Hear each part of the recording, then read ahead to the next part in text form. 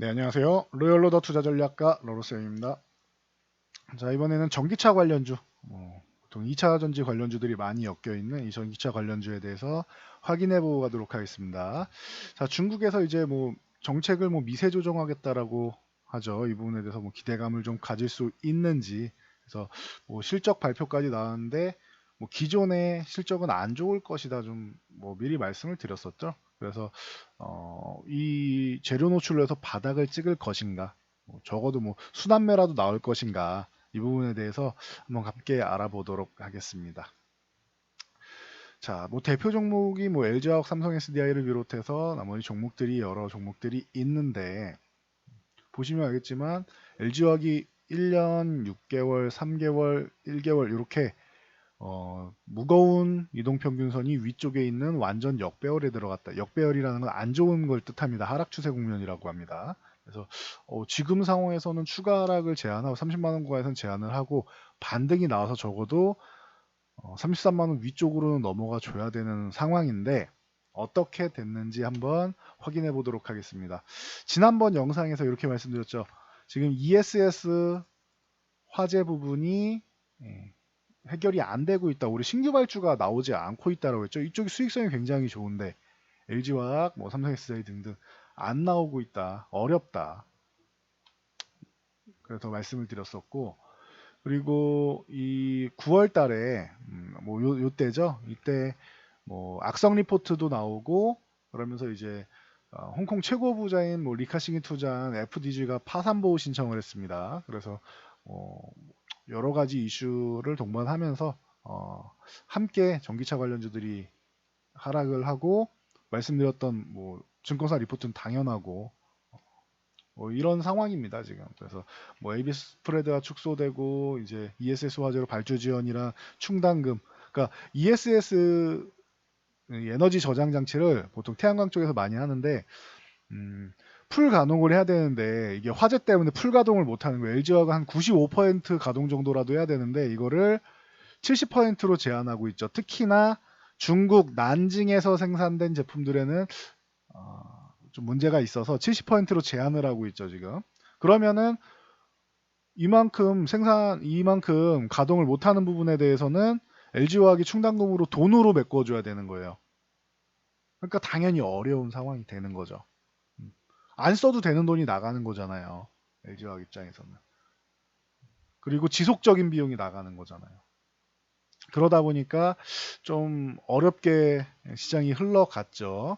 거기에다가 기업들이 글로벌 완성차 기업들이 자체적으로 뭔가 전기차 배터리를 조달하려고 하고 합작법인을 세우려고 합니다. 그래서 LG화학 같은 경우는 그래도 대표 기업이고 하니까 GM이랑 이제 조인트 벤처로 해서 50대 50으로 지분 출자를 하고 수익도 50대 50으로 나누기로 했다라고 하죠. 그리고 폭스바겐 같은 경우가 노스볼트랑 조인트 벤처를 했고, 그리고 이후에서 배터리 생산 내재화 전략을 펼치고 있다 보니까 여기에서 또 성장성에 물음표 있는 거 아니냐라고 얘기가 나오고 있습니다. 참고하시면 될 것 같아요. 그래서 지난번에 이렇게까지 말씀을 드렸는데 실적 역시나 안 좋게 나왔습니다. 그래서 지난번에 이제 LG화학 같은 경우는 실적을 보면은, 자 보시면 여기 나와 있죠. 7조 3,473억 원 매출액이 나왔는데 전년 동기 대비해서는 조금 상승했어요. 1.6%. 7조 2,348억이었으니까 소폭 상승했는데 매출액은 괜찮네요 라고 할 수 있는데, 아까 말씀드렸죠. 쓸데없는 돈이 계속 나간다고. 그러면서 전년 동기에 비해서 36.9%나 하락을 했어요. 쓸데없는 돈이 많이 나가는 거예요. 그래서 전년 동기에는 6천억이 넘었단 말이에요. 6,023억대였단 말이에요. 그러니까 엄청나게 하락을 한 거죠. 왜 LG화학만 그러냐? 아니에요. 삼성 SDI도 마찬가지입니다. 삼성 SDI 3분기 매출액 이제 2조 5천억, 2조 5,679억이라고 돼 있는데 전분기 대비해서 매출액은 역시나 1%대 상승했어요. 1.8%. LG화학 같은 경우가 1.6%였죠. 그래서 뭐 소폭 상승을 했는데 영업이익은 마찬가지예요. LG화학처럼 전년 동기 대비 31%, 둘 다 30%대죠. LG화학은 30% 중반, 삼성 SDI는 31%, 30% 초반. 이 아까 말씀드린 ESS 쪽이 이 ESS 전지 쪽이 매출이 좋은데 수익성이 좋은 쪽이 매출액 회복이 안 되니까 올해 발주 자체가 뭐 안 되고 있는데 뭐 이러니까 수익성이 악화될 수밖에 없는 거죠. 전기차 배터리도 그렇고. 그러다 보니까 지금 업황이 좀 어렵게 돌아가고 있었다라는 거는 여러분도 느끼실 겁니다. 거기에 뭐 악재가 나왔죠. 근데 사실적으로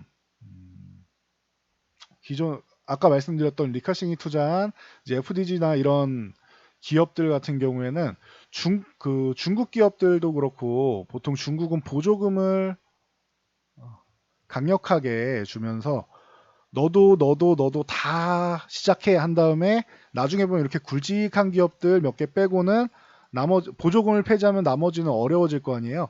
얘는 그럼 다 없애버리는 구조예요. 중국은 공산당이니까 가능합니다. 우리나라였으면 뭐 데모하고 뭐 난리가 나겠죠. 근데 이제 뭐 중국 공산당이라서 가능한 게 아닌가라고 저는 생각하고 있습니다. 제 개인적으로는. 네, 그런데 그러면 이 기업들 예를 들면 뭐 CATL이나 비아드나 뭐 이런 기업들은 살아남겠죠. 나머지 기업들이 정말로 이렇게 망해서 사라진다라고 하면 이거 철강 쪽에서 한번 제가 확인시켜 드렸죠. 철강 쪽에서 2016년에 중국에서 대규모 구조조정하고 철강 회사들 싹 다 문 닫고 뭐 말씀을 드렸었죠. 똑같습니다.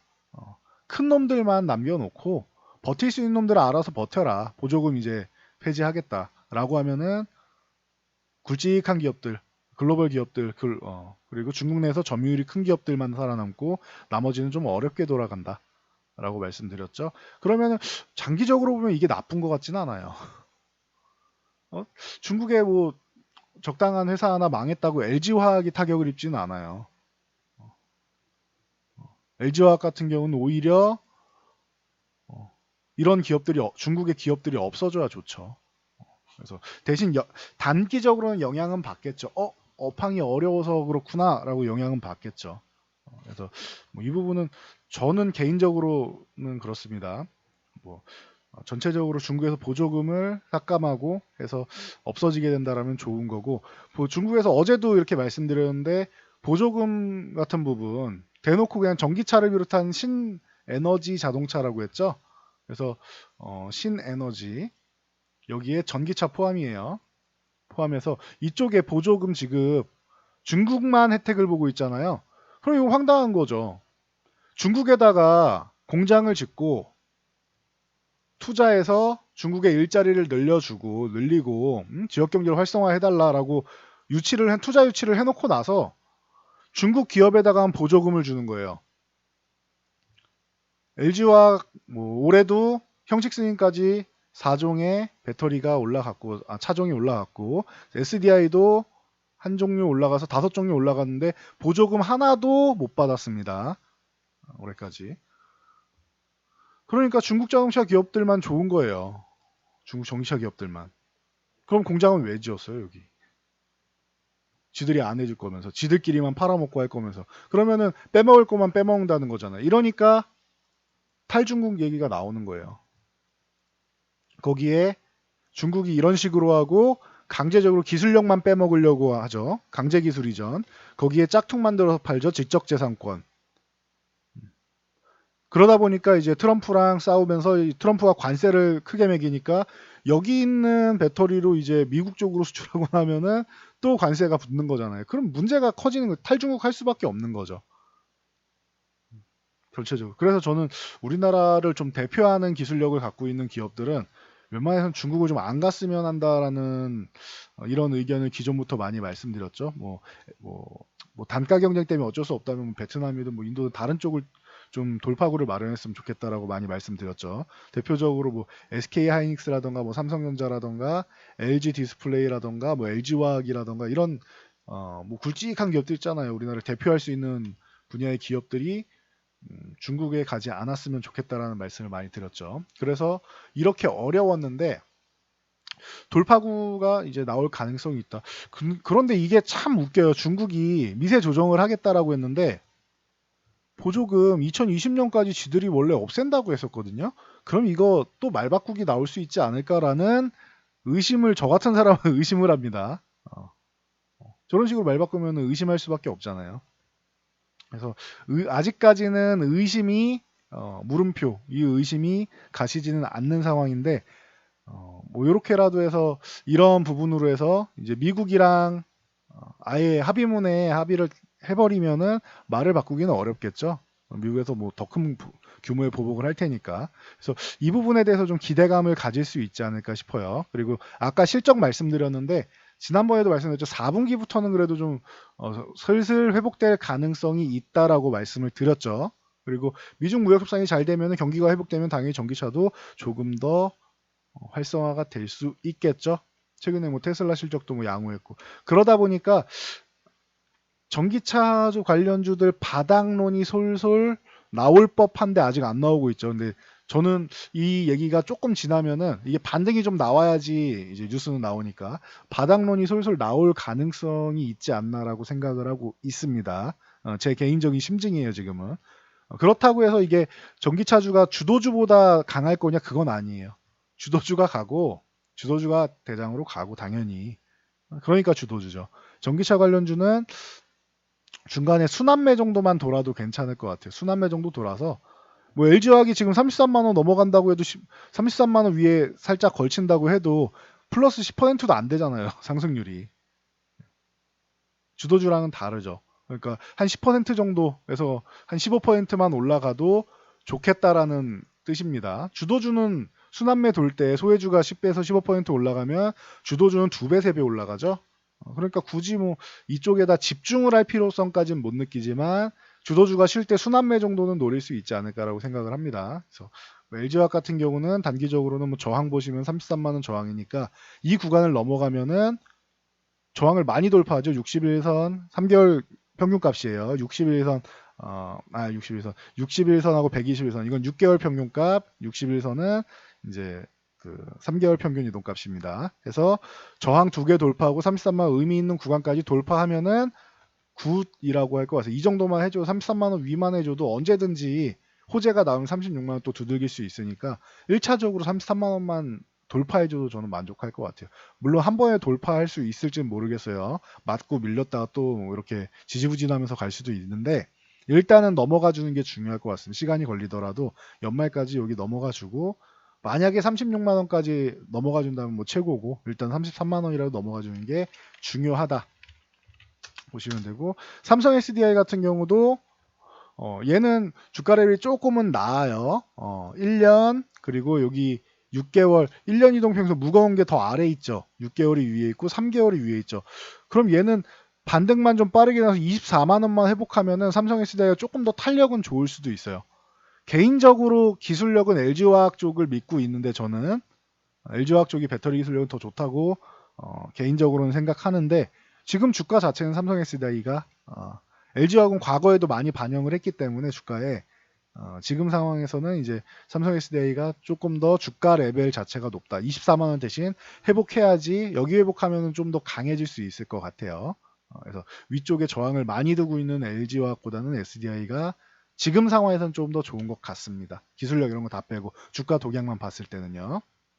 그리고 SK이노베이션은 사실 제가 뭐 그렇게 썩 선호하지 않죠. 전기차 배터리 쪽으로는. 그리고 순수하게 배터리 업체라고 하기도 애매하죠. 주력이 배터리 쪽이 아니잖아요.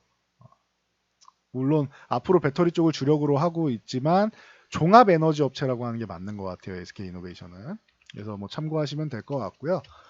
그리고 뭐 관련주들 간단히 알아보면 뭐 LNF LNF부터 먼저 보면 MCM의 강자죠. 그래서 니켈 코발트 망간 쪽으로 해서 강자로서 이 24,000원 돌파하는 게 굉장히 중요합니다. 일단 지금 현재 약세 구간인데 21선 올라가고 지금 눈치 잘 보면서 언제 올라갈까 지금 잘 보고 있어요.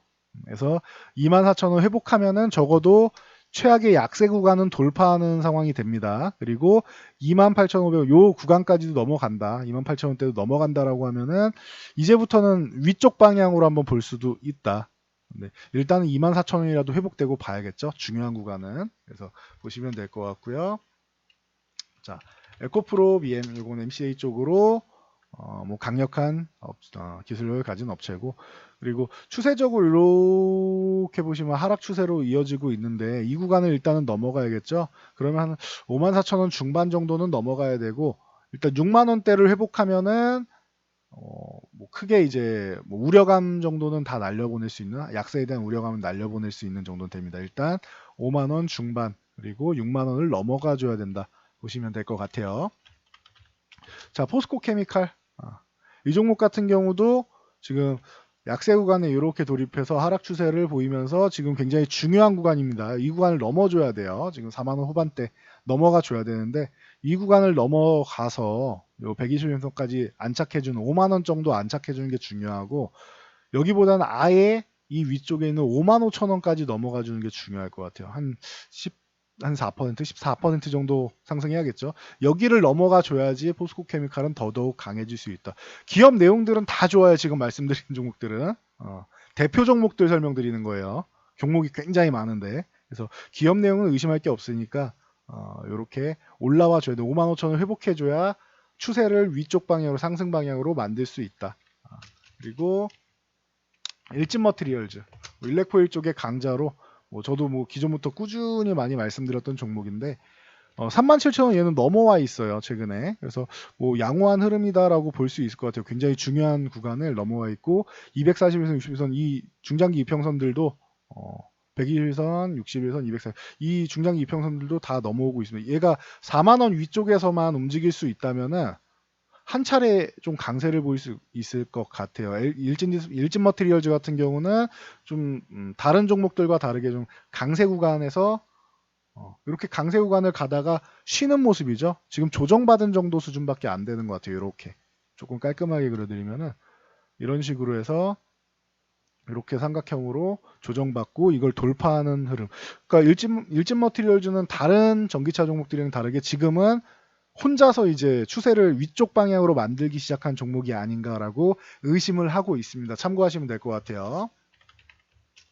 신흥 SEC 기존에 얘가 대장처럼 이렇게 한번 쭉 올라왔었는데 얘도 이 종목도 이렇게 올라와서 위쪽에 유지하고 다시 한번 눌려 있는 상황입니다. 그래서 하락 추세는 이렇게 해서 한번 벗겨내고 위쪽으로 다시 방향을 만들고 있는 건 좋습니다. 흐름 자체는 그렇게 아주 좋다라고 할 수 없는 나쁘진 않아요. 대신 여기 바로 위에 60, 240, 120 중장기 평선 있으니까 이거 넘어서 위에 한 38,500원 구간 정도를 빠르게 넘어가 줘야지 위쪽을 볼 수 있다. 그 다음에 42,500원인데 42,500원까지 넘어간다라고 하면은 신흥 SEC는 위쪽에 큰 저항 없이 쭉 위쪽으로 날아갈 가능성도 있습니다. 그래서 여기까지 일단 37,000원까지만 해주는 게 우선적인 거고 38,500원까지 넘어가주면은 굿. 42,500원 넘어간다. 그러면은 의심할 여지가 없이 굉장히 좋은 상황이 된다. 라고 보시면 됩니다. 바로 위에 저항들 다 알려드렸어요.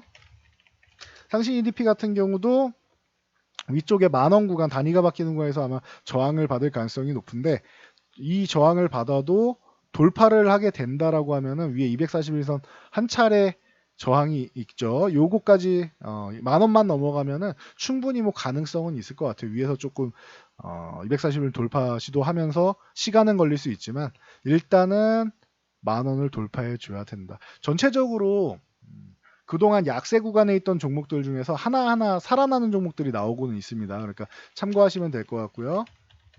마지막으로 코스모신 소재 같은 경우 뭐 MLCC 때도 뭐 한 번씩 말씀드리는데 MLCC 쪽과 전기차 쪽 양쪽에 수혜를 받을 수 있는 만큼 양쪽에 피해를 받을 수도 있다라는 거 참고하시면 될 것 같아요. 자, 요거는 산업의 동향이지 테마주 같은 경우도 두 가지가 엮일 수 있는 테마가 있는 종목들을 매매하세요라고 하는 거는 수혜를 받을 수 있지만 양쪽에서 피해 받을 수 있다라는 거 참고하시고요. 코스모신 소재는 그래서 기존에 요 하락한 부분이 그 NCM 부분 쪽으로 해서 진출에 성공을 해서 지금 시장에서 뭐 양호한 흐름을 보이고 있어요. 그래서 공장을 증설하겠다라고 해서 유상증자하면서 급락을 보였죠. 그래서 아직까지 헤어나오지 못하고 있는데 9,000원 넘어가는 게 중요해요. 일단 9,000원 넘어가면은 한숨 돌리는 정도고 하락에 대해서는 조금은 이제 마음 놓고 보셔도 됩니다. 그리고 나서 위쪽으로 이제 천천히 올라가야겠죠. 자, 공장을 증설한다면 당장은 돈이 필요하니까 증자를 하든 뭐 사채를 끌어다 쓰든 돈을 가져다가 사용을 하게 됩니다. 이러니까 뭐 이자 비용도 있을 거고 여러 가지 뭐 문제가 될 수 있겠죠. 사채를 끌어다 쓰면 뭐 이자도 일부 낼 수 있고, 아니면은 유상증자를 하면은 주주 가치가 주가의 가치가 좀 희석돼서 좀 저평가를 받을 수 있고, 이런 단기적인 악재로는 작용할 수 있지만 장기적으로 지금 이 어려운 경기가 어려운 상황에 어떤 기업은 망해 나간다는데 얘는 공장을 증설한대잖아요. 이 기업은. 그러면은 중장기적인 성장성에 대해서는 당장의 그 리스크 부분에 대해서 하락은 반영을 해줬으니까 이 부분이 반영된다라고 하면 위쪽으로 좀 가능성이 있지 않을까라고 생각됩니다. 그래서 적어도 9,000원은 넘어가 준 다음에 그 성장성을 바라보면은 될 것 같다라고 보고 있습니다. 그래서 전기차 관련주들 굉장히 많은 종목들 중에 일부만, 뭐 대표 종목들 일부만 설명을 드렸습니다. 그래서 현재 뭐 저항받는 구간이라던가 앞으로 어떤 움직임이 나와야 되는지에 대해서 말씀을 드렸는데, 다시 한번 말씀드리면 저는 중국을 그 순수하게 믿을 수는 없어요. 그래서 미국과 합의문이 좀 필요하다. 제가 기존에도 말씀드렸죠. 2020년부터 뭐 보조금을 폐지하는 여쩌더니 쟤네 또 말 바꿀 수 있기 때문에 순수하게 믿을 수는 없다. 그건 순진하게 믿으면은 안 된다. 뭔가 확실한 문서적 조치를 취해야 된다라고 기존부터 말씀드렸는데, 이 합의문이 잘 도출돼 가지고 중국에서 말로만이 아닌 확실하게 이제 보조금을 좀 평등하게 나눌 수 있도록, 혹은 보조금을 폐지하고 공정하게 경쟁할 수 있는 날이 왔으면 좋겠습니다. 자, 그래서 전기차 관련주, 뭐 2차 관련주 쪽은 여기까지 하고 저는 물러가도록 하겠습니다. 여러분들의 댓글 매우 감사드립니다. 숫자 3 하나씩 남겨주시면은 뭐 잘 봤습니다라는 뜻이니까 뭐 감사합니다 이렇게 써주시면 좋겠지만, 그거 아니어도 타자 쓰기 나는 어렵다라고 하시는 분들은 숫자 3 하나만 남겨주세요. 자, 그러면 저는 물러가도록 하겠습니다. 모두 성공 투자하시기 바랍니다.